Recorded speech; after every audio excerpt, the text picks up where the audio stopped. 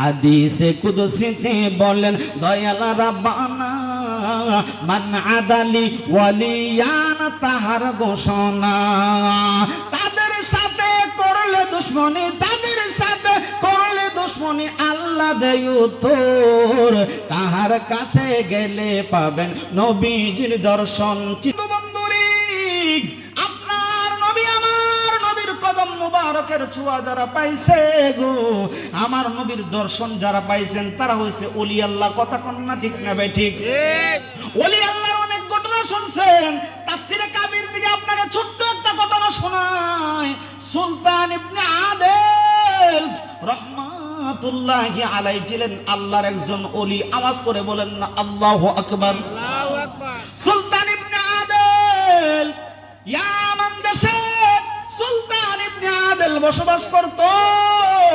ও বন্ধুরা রে আমার, বাবা জিরারে আমার, সুলতান ইবনে আদেল রহমাতুল্লাহি আলাইহি একবারে গরিব মানুষ ছিল। দিন আনতো দিন খাইতো, কাঠ কাইটা জীবিকা নির্বাহ কইরা আল্লাহর ওলির জীবন পরিচালনা করত। কোনদিন হারাম পন্থায় জীবিকা অর্জন করত না। আওয়াজ করে করে বলেন না আল্লাহু আকবার। আউলিয়ারা আল্লাহর বন্ধু, আউলিয়ারা আল্লাহর বন্ধু, নবীর প্রিয়জন, তাদের কাছে গেলে পাবেন নবীজির দর্শন। সুবহানাল্লাহ বলেন। এটা আমার লেখা, মারহাবা বলেন। ওলি আল্লাহর কার বন্ধু? আল্লাহর বন্ধু। চিল্লায়া বলেন কার বন্ধু? আল্লাহর বন্ধু। সৈয়দ নাসির আহমদ আল হুসাইনি আল্লাহর বন্ধু, নবীর প্রিয়জন, তাহার কাছে গেলে পাবেন নবীজির দর্শন। সুবহানাল্লাহ।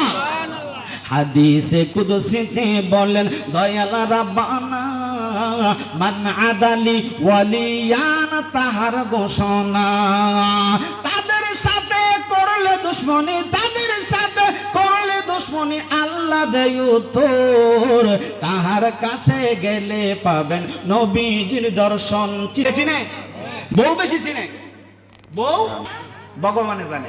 আচ্ছা এখন আপনারা যদি আমি কই এটা কাঁচামরিচ, আপনারা আমার প্রশ্ন করবেন হুজুর কাঁচামরিচ জাল কেমন? আমি তাফসীর করে বুঝাই তারুম। কথা কয় না বুঝাই তারুম। আপনারা কাঁচামরিচটা মুহ দিবেন, দিয়া যখন দাঁতের নিচে ফালায় একটা কামড় দিবেন তখন বুঝবেন জালটা কেমন। কথা কন না ঠিক না? ঠিক। আবু জাহেল ডাক দিয়া কয় স্ত্রী পেট পেট করিস না, আমার উপর দিয়া কি যাইতাছে আমি জানি আর ভগবানে জানে। আওয়াজ করে কন্যা নাউজুবিল্লাহ। আবু জাহেল সুন্দর করে টাকাগুলো লইয়া আল্লাহর হাবিবের কাছে তুলে দিল। যুবক তার হাতে তুলে দিছে। যুবক তার নবী ডাক দিয়া গো যুবক খুশি হইছ নি? যুবক আমি খুশি হইছি। যুবক টাকা পাইয়া চইলা যায়। আমার নবী বাড়ির মধ্যে চলে গেছে।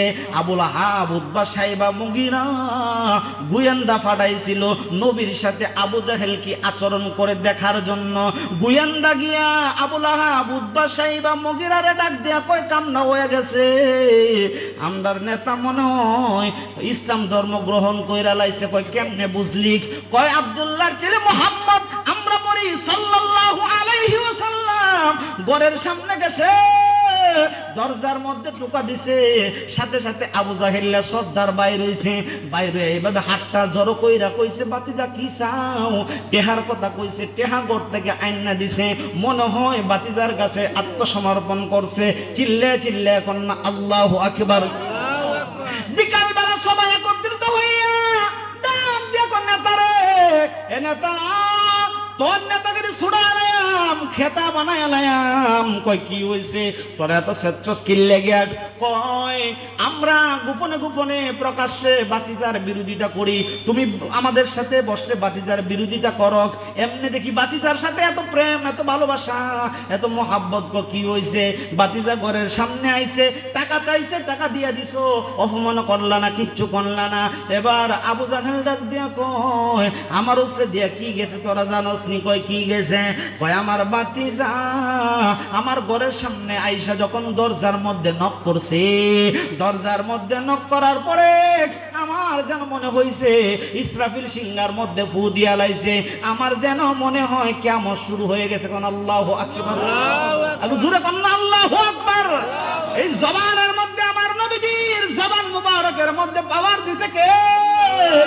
বন্ধুরে আবু জাহেল ডাক দিয়া কয় ফেট ফেট করিস না, শুধু তাই নয়, বাতিজা যখন আমার ঘরের সামনে আইছে রে, আমি তাকায় দেখি বাতিজার দুই পার্শ্বে হাজার হাজার মানুষ সাদা পোশাক পরিধান করে, হাজার হাজার যুবক তলোয়ার লইয়া আমার বাতিজার সাথে দাঁড়ায় রয়েছে।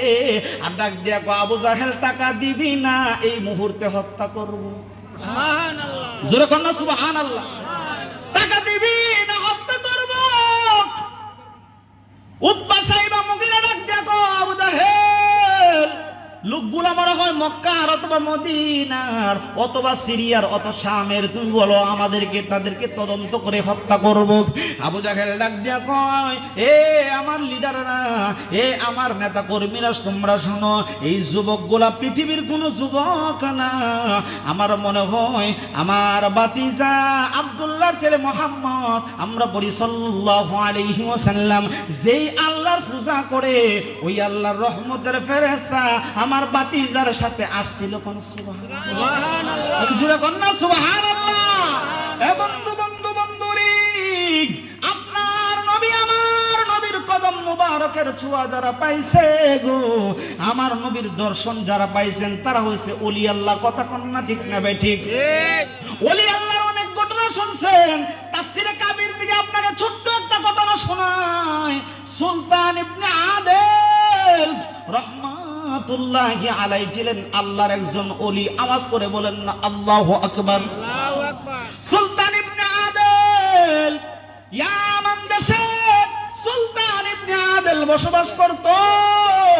ও বন্ধুরা রে আমার, বাবা জিরারে আমার, সুলতান ইবনে আদেল রহমাতুল্লাহি আলাইহি একবারে গরিব মানুষ ছিল। দিন আনতো দিন খাইতো, কাঠ কাইটা জীবিকা নির্বাহ কইরা আল্লাহর ওলির জীবন পরিচালনা করত। কোনদিন হারাম পন্থায় জীবিকা অর্জন করত না। আওয়াজ করে করে বলেন না আল্লাহু আকবার। আউলিয়ারা আল্লাহর বন্ধু, আউলিয়ারা আল্লাহর বন্ধু, নবীর প্রিয়জন, তাদের কাছে গেলে পাবেন নবীজির দর্শন। সুবহানাল্লাহ বলেন। এটা আমার লেখা, মারহাবা বলেন। ওলি আল্লাহর কার বন্ধু? আল্লাহর বন্ধু। চিল্লায়া বলেন কার বন্ধু? আল্লাহর বন্ধু। সৈয়দ নাসর আহমদ আল হুসাইনি আল্লাহর বন্ধু, নবীর প্রিয়জন, তাহার কাছে গেলে পাবেন নবীজির দর্শন। সুবহানাল্লাহ। হাদিসে কুদসিতে বলেন দয়াল রাব্বানা, মান আদালি ওয়ালিয়ান, তাহার ঘোষণা, তাদের সাথে করলে দুশমনি, তাদের সাথে করলে দুশমনি, আল্লাহ দেয় উত্তর, তাহার কাছে গেলে পাবেন নবীজির দর্শন। চিল্লে চিল্লে বলেন না আল্লাহু আকবার। গজলটা কি কোরআন হাদিসের ভিতরে না বাহিরে? কথা কোন, ভিতরে না বাহিরে? এ ভাই, কোরআন হাদিসের বাহিরে একটা কথাও বলবো না, যতটুকু জানি ততটুকু বলার চেষ্টা করব। আমার ভাইয়েরা, বন্ধুরা, বাবাজিরা গো, সুলতান ইবনে আদেল রহমাতুল্লাহি আলাইহি জিন্ন শীর্ণ একটা কুটিরের ঘরের ভিতরে পাহাড়ের উপরে বসবাস করত। আওয়াজ করে করে বলেন না আল্লাহু আকবার। আল্লাহু আকবার। উনি একদিন ওনার স্ত্রীর ডাক দিয়ে কয়, স্ত্রী তুমি আমারে কেমন ভালোবাসো, আমি তোমার কাছে জানতে চাই। স্ত্রী ডাক দিয়া কয়, স্বামী গো, আপনারে আমি অনেক মহব্বত করি। সুলতান ইবনে আদেল ডাক দিয়া কয়, স্ত্রী রে, আমি যদি মইরা যাই তাহলে আমার কাফন তুমি কি দিয়া পড়াইবা? কাফনের কাফর আনার টাকা পয়সা তো আমাদের ঘরে নাই। স্ত্রী ডাক দিয়া কয়, স্বামী গো, আমার যে কাফর আছে, আমার যে উড়না আছে, আমার যে শাড়ি আছে, এইটি দিয়ে আপনার কাফনের কাপড় পরাবো। আওয়াজ করে কোন আল্লাহু আকবার। সুলতান ইবনে আদেল ডাক দিয়া কয়, স্ত্রী বুঝতে পেরেছি তুমি আমাকে অনেক ভালোবাসো, তোমার কাপড় দিয়ে আমার কাফনের কাপড় পরাইতে হবে না। এরে স্ত্রী, আমি সুলতান ইবনে আদেল মৃত্যুবরণ করলে রে, আমার যে জুব্বা আছে, জুব্বা দিয়া কাফন পড়াইবা। জুব্বা দিয়া যদি কাপড় না হয় রে, গাছের লতা পাতা দিয়া ঠ্যাংগুলো ডাইকা দিবা, পা গুলো ডাইকা দিবা।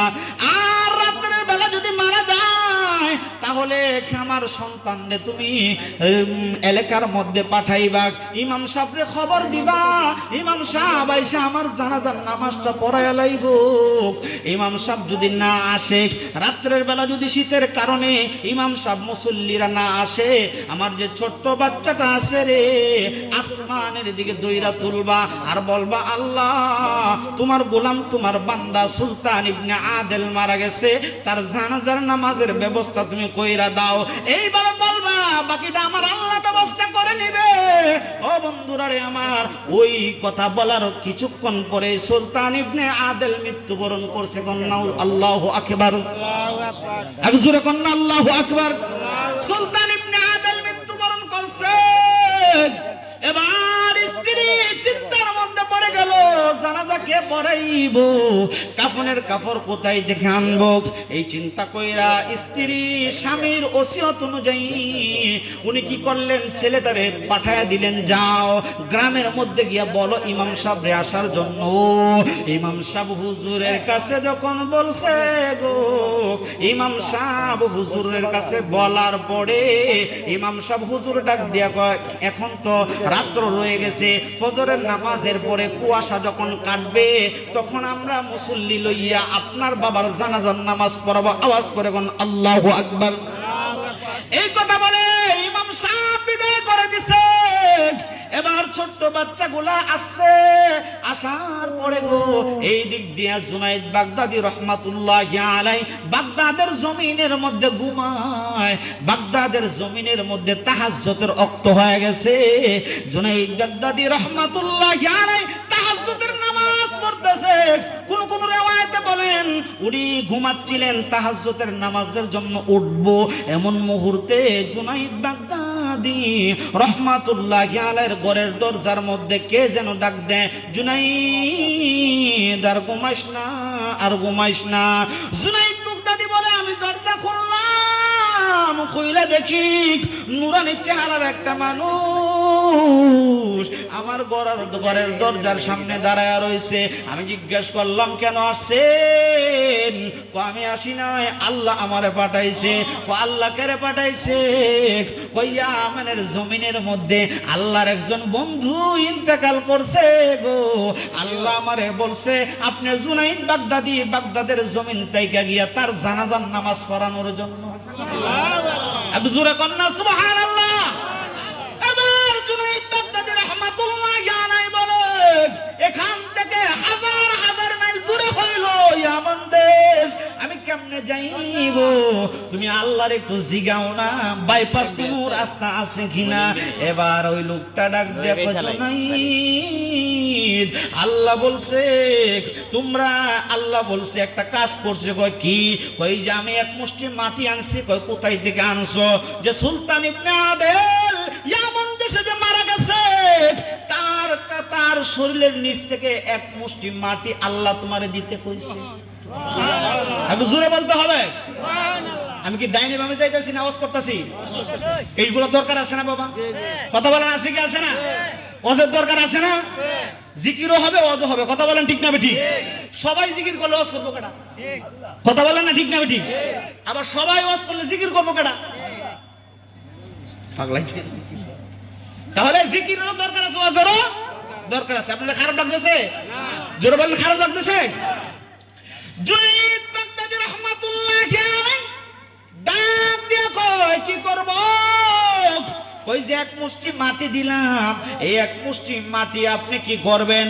আপনি এক মুষ্টি মাটি জমিনের মধ্যে ফেলাইয়া আপনার যে 12 জন মুরিদ আছে, এই 12 জন মুরিদ এই মাটির উপরে একটা জায়নামাজের বিছনা বিছাইয়া একটা সেজদা দিবেন, বাকিটা আমার আল্লাহ করব। সুবহানাল্লাহ। জুনাইদ বাগদাদি রাহমাতুল্লাহি আলাইহি বলেন, আমি কি করলাম? এক মুষ্টি মাটি জমিনের মধ্যে ফেলাইয়া জায়নামাজটা বিছাইয়া আমি যখন সেজদা দিলাম, আমার 12 জন মুরিদ লইয়া সেজদা দিলাম রে। হাজার হাজার মাইল দূরের রাস্তা, আমি সেজদা দেইয়া মাথা উঠাইয়া দেখি রে, বাগদাদ থেকে ইয়ামানের জমিনে মুহূর্তের মধ্যে সুলতান ইবনে আদেলের কাছে আমার আল্লাহ পৌঁছায় দিয়েছে। সুবহানাল্লাহ। এক জোরে কন্না সুবহানাল্লাহ।